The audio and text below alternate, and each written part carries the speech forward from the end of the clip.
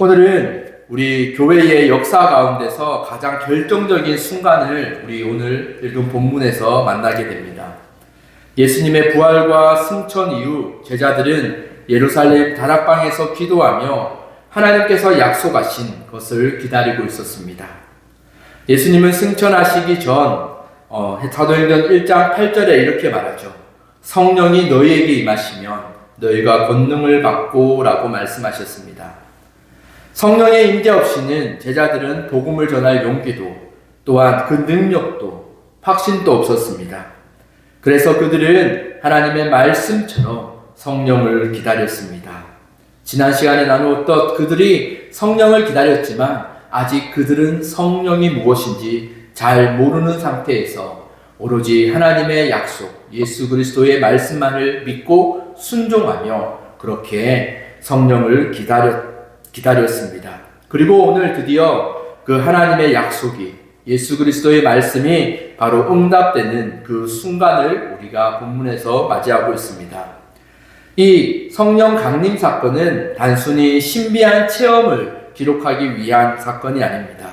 이 사건은 교회가 어떻게 시작되었는지 그리고 성도의 삶이 어떤 능력으로 이루어지는지를 보여주는 오늘 하나님의 말씀입니다. 오늘은 이 말씀을 통하여 성령이 임하시는 교회 그리고 성도들의 삶에 대해 몇 가지 특징을 살펴보고자 합니다. 첫 번째로 성령은 하나된 공동체에 임한다라는 것입니다. 우리가 오늘 1절에 보면 그들이 다 같이 한 곳에 모였더니라고 말합니다. 여기서 다 같이라는 말은 단순히 물리적인 그런 수를 의미하는 것이 아닙니다. 단지 물리적인 의미가 아닙니다. 여기서 다 같이는 마음과 뜻과 목적이 하나 된 상태를 의미합니다. 제자들이 다 같이 모여 다락방에 기도했던 그 이유가 무엇일까요? 제자들의 목적은 단 하나였습니다. 예수님의 말씀대로 성령을 기다리는 그 목적, 그 예수님의 말씀이라는 그 하나의 중심으로 제자들이 마음을 같이하고 뜻을 같이하여 모인 곳이 바로 교회였다라는 것이죠. 당시 제자들은 겉으로 보기에는 약한 공동체였습니다. 예수님이 떠나신 지 얼마 안 됐고 유대 지도자들의 감시와 박해와 이런 위험도 도사리고 있는 그런 약한 그들이었습니다. 그러나 그들은 흩어지지 않았습니다. 그들은 각자의 방법으로 자기의 살 길을 찾아가지 않았습니다. 그들은 함께 모여 예수님의 약속을 붙들고 그 약속대로 기다리며 기도하며 순종했습니다. 여러분, 성령은 갈라진 곳, 성령은 다투는 곳, 자기 주장으로 찢어진 곳에 임하지 않습니다. 성령은 기도로 한 마음이 된 공동체에, 그리고 성령은 하나 된 공동체에 임합니다. 왜냐하면 성령은 거룩한 영이시기 때문입니다. 오늘날 우리 교회가 바라봐야 할 첫 번째 모습이 바로 이것입니다. 교회는 마음을 같이하여 함께 모여 기도하는 곳에 성령님이 임하시고 그 성령을 통하여 교회가 세워집니다. 우리도 한 마음으로 같이 기도하며 한 마음으로 같이 우리가 하나님을 구할 때에 성령의 그 바람은 오늘 우리에게도 임하실 줄 믿습니다. 그리고 두 번째로는 성령은 위로부터 임하시며 강력하게 임하신다라는 것을 알 수 있습니다. 우리 2절과 3절에 보면 호련히 하늘로부터 급하고 강한 바람 같은 소리로 이야기하고 마치 불의 혀처럼 갈라지는 것으로 성령님이 비유되기도 합니다. 이 두 가지 상징은 크게 두 가지죠. 바람과 불입니다. 성령은 마치 바람처럼 임하셨습니다. 바람은 눈에 볼 수 없지만 우리는 느낄 수가 있죠. 바람이 불면 우리의 피부로 따스함이나 시원함이나 이런 느낄 수가 있습니다. 그런 바람은 어디에서 와서 어디로 가는지 우리의 뜻대로 조정할 수 있는 것은 아닙니다. 그리고 바람은 때로는 부드럽게 우리를 감싸기도 하지만 때로는 나무를 날려버릴 만큼 강력한 능력, 큰 힘이 있기도 합니다. 오늘 성경에서 말한 급하고 강한 바람은 성령의 임재가 부드러운 감동이 아니라 하늘로부터 임한 강력한 역사라는 것을 우리에게 보여줍니다. 오늘날 우리가 성령의 임재를 사모할 때에 성령을 마치 우리 내면에서 일어나는 어떠한 변화라고 인식하기도 합니다. 그러나 성령은 내면으로부터 내면으로 나타나는 변화가 아닙니다. 성령은 하늘로부터 우리에게 부어지는 하나님의 강권적인 그런 역사입니다. 강하게 임하시는 역사. 하나님이 강하게 우리 가운데 임하실 때에 우리는 하나님의 그 임재를 거부할 수도, 하나님의 임재를 우리가 조종할 수도 없이 그 하나님의 은혜를 경험하는 그런 귀한 은혜가 우리에게 임할 것입니다. 성령이 임하시면 우리의 마음이 열어질 것이고요.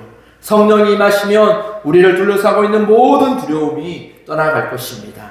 성령이 임하시면 우리에게 참된 평안과 기쁨이 넘칠 것이고 하나님의 말씀을 담대히 전하고 또 지킬, 순종할 그 용기 또한 우리에게 부어질 것입니다. 여러분, 성령님이 임하시기를 기대하시고 간구하시기를 원합니다. 그리고 또 한 가지 비유는 불로 비유됩니다. 불은 구약에서 많이 나타나는데요. 특히 구약에서 하나님의 임재와 정결을 상징할 때 불이 많이 나타납니다. 출애굽기 3장에 모세의 떨기나무, 그 떨기나무 가운데 임하신 그 불이 하나님의 임재를 나타내었습니다. 또한 출애굽기에서 나타나는 광야에서의 불기둥, 그 불기둥이 하나님의 임재를 나타내며 이스라엘 백성들을 인도했고 또한 보호하셨죠. 그리고 엘리야 앞에 임했던 하늘의 불 또한 이렇게 불로 나타납니다. 불은 새롭게 하신 하나님, 죄를 태우시는 하나님, 성결을 이루시는 하나님을 의미합니다. 성령의 임재는 단지 위로하는 영으로서만 그치는 것이 아닙니다. 성령의 임재는 우리를 정결하게 하고 우리를 새롭게 하는, 우리를 변화시키는 그 하나님의 능력이 되는 것이죠. 그렇기에 오늘날 우리 교회와 우리들 가운데에 이 성령의 불이 필요합니다. 더럽고 추악하고 죄 가운데 빠져있던 우리에게 성령의 불이 임하여 우리의 마음과 우리의 영, 우리의 모든 것을 거룩하게 변화시킬 그 성령의 불이 우리 가운데 임하기를 간절히 소망합니다. 그 불이 임하면 우리 속에 남아있는 교만과 정욕과 또 미움과 상처와 불신앙, 이 모든 것들을 태우실 것이고 그 태움으로 인하여 우리는 하나님 앞에 거룩하여지며 새로워질 것입니다. 세 번째 특징은 성령은 공동체 전체에 임하실 뿐 아니라 각 개인에게 임한다라는 사실입니다. 3절에 보면요, 각 사람 위에 임하였더니 라고 말합니다. 성령님은 특별한 사람들에게만 임한 것이 아닙니다. 예수님에게 특별히 부름받았다라고 생각되는 그 12제자들에게만 임한 것이 아닙니다. 하나님은 거기에 모여 기도하는 모든 사람들, 그 120여 명이나 된다는 그 모든 제자들 위에 성령님을 부으셨습니다. 그들이 기도하는 그 다락방 전체에 성령이 임하시기도 하셨지만 동시에 그곳에 있는 모든 이들 각 개인을 하나님은 만나주시고 그들에게 성령의 능력을 부어주셨다라는 것이죠. 이것은 아주 중요한 의미를 가집니다. 성령님은 특별한 사람들에게 임하는 것이 아니라 우리 모두에게 임하시는 그런 분이십니다. 교회는 성령 받은 사람들의 공동체죠. 교회는 성령 받은 사람들이 모여 하나님 앞에 새로워진, 하나님의 뜻대로 살겠다 결단하는 사람들의 공동체입니다. 성령은 각 사람에게 은사와 능력을 주셔서 교회가 세워지도록 하는 하나님의 능력이자 선물입니다. 성령님은 차별이 없는 분이십니다. 먼저 믿었거나 나중 믿었거나 남이나 여자나 나이야 배경이나 직업이나 이런 모든 것들에 상관없이 성령님은 모든 하나님을 사모하는 자, 성령을 구하는 자에게 값없이 성령님을 베풀어 주신다 약속하셨습니다. 그렇기에 우리는 담대하게 성령님을 구하며 나아가야 됩니다. 어쩌면 우리는 가장 먼저, 가장 중요하게 해야 되는 기도가 성령님의 임재를 사모하는 것일 겁니다. 성령님의 임재 없이는 우리는 아무것도 할 수 없죠. 성령님의 임재 없이는 우리는 지금 뭔가를 하는 것 같지만 그 힘은 금방 사그러져 버릴 것입니다. 왜냐하면 우리의 힘으로 하나님의 일을 할 수 없기에, 우리의 힘으로 우리 스스로를 변화시킬 수 없기에 우리는 하나님이, 성령님이 필요한 것입니다. 네 번째로 특징은 성령은 하나님의 큰 일을 말하게 하십니다. 우리가 4절부터 11절에 보면요, 여러 가지 말이 있죠. 성령이 말하게 하심을 따라라고 말해요. 우리 각 언어로 하나님의 큰 일을 말함을 듣는다라고 그렇게 고백합니다. 오순절 방언 사건은요, 단지 방언이라는 기도의 중심이 있는 것이 아니라 오순절 방언 사건은 말씀이 선포된 사건임을 기억해야 됩니다. 처음으로 말씀이 선포된 것이 우리는 베드로의 설교다라고 생각할 수도 있지만 그것이 아니라 처음으로 하나님의 복음이 각 나라 말로 전해진 것은 바로 오늘 이 시간 오순절 성령 강림 사건이었습니다. 많은 무리가 있었지만 그들 모두 각각의 자기들의 언어로 하나님의 말씀, 복음을 듣게 되었죠. 이 사건은요, 단순한 신비적 경험이 아니라 복음의 장벽을 무너뜨리는 그런 사건이었습니다. 이때 예루살렘에는 전 세계의 많은 유대인들이 각각의 언어를 사용하여 모여 있었습니다. 그런데 제자들이 이 모든 사람들의 언어로 하나님의 큰 일을 말하기를 시작하자 사람들은 깜짝 놀랐습니다.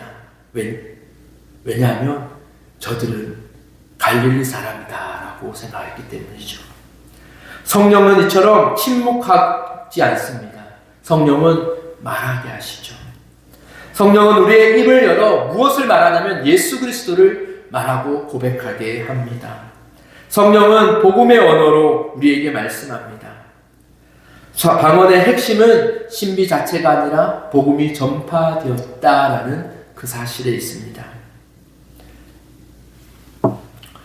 마지막으로 성령의 역사는 세상에서 반드시 반응을 일으킨다라는 거예요. 성령의 역사가 나타나자 사람들은 크게 두 가지로 반응했습니다. 12절에 보면 놀람과 관심. 이게 무슨 일이냐라고 사람들은 놀랐죠. 그리고 또 13절에 보면 조롱과 비난 또한 있었습니다. 어떤 사람들은 그들을 보며 새술에 취하였다라고 조롱하기도 했습니다. 성령의 역사는 때로는 세상의 조롱도 받기도 합니다. 하지만 중요한 것은 성령의 역사는 무시되지 않는다라는 겁니다. 성령이 임한 교회와 성령이 임한 성도는 그 세상 속에서 그들의 삶 가운데서 반드시 드러나게 되어 있습니다. 어떻게 드러나냐면 튀게 드러나는 게 아니라 하나님께 영광 돌리며 하나님의 자녀로 그렇게 드러나게 되게 되어 있습니다. 성령이 임하시면 교회는 세상에 묻히지 않습니다. 빛은 빛나게 되어 있고 불은 타오르게 되어 있으며 복음의 흔적은 남기게 되어 있습니다. 또한 성령이 임하시면 사탄의 방해도 더 심해질 수 있다는 것을 기억하십시오. 사단의 가장 큰 목적은 우리를 지옥으로 인도하는 것입니다. 구원받지 않은 상태에 머무르게 하는 것이 사단의 큰 이유입니다. 그래서 때로 살아가다 보면 믿지 않는 사람들, 오히려 악한 사람들이 세상에서 더 잘 되는 것 같기도 합니다. 누군가 보면 반대로 믿는 사람들이 더 큰 고난을 받는 것 같을 때도 있습니다. 그러나 우리는 이 세상의 것들만 바라볼 때에는 그렇게 보일 수 있지만 우리는 기억해야 될 것은 장차 영원한 구원, 영생을 위하여 하나님께서 우리의 가운데 역사하시고 그도 사탄 또한 그 영생의 은혜를 빼앗기 위하여 우리를 구원의 자녀로 구원을 빼들기 위하여 사탄은 동시에 우리를 미혹하고 유혹하고 두렵게 하고 또 고난을 통하여 우리를 어렵게 한다라는 것을 기억하십시오. 여러분, 그럼에도 불구하고 우리는 성령을 사모하며 살아가야 됩니다. 여러분, 오늘 성령 강림은 단순한 역사적 사건이 아니라 우리를 향한, 또한 교회를 향한, 지금 나를 향한 하나님의 선언입니다. 성령이 임하시는 교회는 하나 되는 교회이고, 성령이 임하시는 교회는 위로부터 능력을 받는 교회입니다. 모든 성도가 성령 충만함으로 모여있는 곳이 교회이고, 복음을 전하는 곳이 교회이고, 세상 속에서 담대함으로 살아가는 그 힘이 있는 것이 바로 성령님이 임하신 교회입니다. 오늘 하나님은 우리에게 묻습니다. 너희가 성령을 기다리느냐? 우리도 성령을 기다리며 나아가길 원합니다. 언제 우리에게 성령이 부어주실지 우리는 알 수 없지만 하나님께서 약속하시기를 반드시 믿는 자에게 성령을 주시겠다 약속하셨기에 우리도 오늘 오순절에 모인 이 제자들처럼 그 성령의 하나님의 약속을 믿고 성령을 구하며 날마다 살아갈 때에 성령이 호련히 임하신 것처럼 우리에게도 예상하지 못할 때에 우리가 예측하지 못할 때에 하나님의 그때에 우리에게도 반드시 성령이 임하시는 약속이 임할 것입니다. 그 성령이 임하시면 우리의 인생이 새로워지고 성령이 임하시면 우리가 알지 못하는 것들을 깨달아지고 하나님과 더 큰 기쁨으로 동행하는 그런 큰 은혜의 삶이 시작될 것입니다. 그렇게 성령을 사모하는 우리 모두가 되기를 소망합니다. 기도하겠습니다.